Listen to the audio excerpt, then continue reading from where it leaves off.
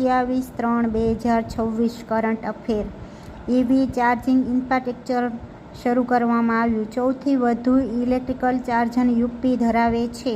તુંગુસ્કા air defence missile system જે આપણે Russia પાસેથી ખરીદી છે, જે 4 મિસાઇલ, જે એક ટ્રંકમાં 4 મિસાઇલ અને એક ગન હશે. એર મિસાઇલ છે. દુશ્મન દેશના ડ્રોન, સોમ ડ્રોન, મિસાઇલ, હેલિકોપ્ટર, વિમાન વગેરે નષ્ટ કરવાની ક્ષમતા ધરાવે છે. 5000 રાઉન્ડ પ્રતિ મિનિટમાં ફાયર કરી શકે છે. 18 કિમી દૂર જઈ શકે છે.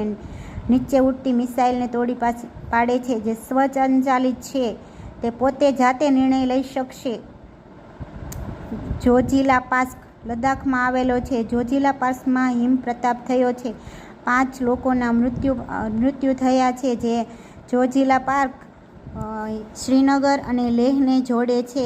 જોજીલા પાસ તે જાસ્કલ પર્વતશ્રેણીમાં આવેલું છે. ત્યાં ટનલ બનાવી રહ્યા છે. 13 કિમીથી વધુ 14 કિમી જેવી એશિયાની દ્વિલેન સૌથી લાંબી જોજીલા પાસમાં ટનલ બનશે. દેશની ટેલિવિઝન રેટિંગ પોઈન્ટ TRP એટલે કે કેટલા લોકો જોઈ રહ્યા છે તેનું TRP જોવામાં આવે છે. જો દાખલા તરીકે આજ તક જોઈ રહ્યા છે તો જેમાં વચ્ચે એડ આવે તેને TRP કહેવાય છે. જે શો આજ તક શોવાળાને તે TRPના પૈસા મળે છે, એડના પૈસા મળે છે. પછી જાપાન વિશ્વની પ્રથમ કાર્ગો બુલેટ ટ્રેન શરૂ કરી રહ્યું છે, જે 275 કિમી કલાકની ઝડપે દોડે છે. માત્ર માલ સામાન વહન કરવા માટે જાપાન શરૂ કરી રહ્યો છે કાર્ગો બુલેટ ટ્રેન. સંરક્ષણ ખરીદી પરીક્ષણ કરવામાં આવી છે. S-400 5 આપણે રશિયા પાસેથી 2018માં ખરીદી હતી, જે મિશન ઓપરેશન સિંદૂરમાં આપણે વાપરી હતી.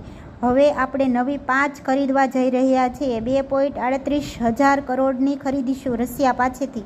ટોટલ આપણે 10 S-400 થઈ જશે. ભારતમાં નાટોમાંથી અમેરિકા નીકળી ગયું છે, જેનું હેડક્વાર્ટર બેલ્જિયમના બ્રુસેલમાં આવ્યું છે. સ્થાપના 1949માં થયું છે.